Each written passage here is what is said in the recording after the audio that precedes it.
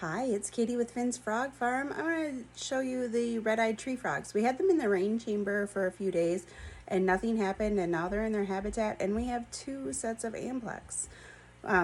This group has not bred in their habitat, so we shall see what happens. We have one set right here on the front doors and then is back here. So the male is on the top and the female is that dark green right now.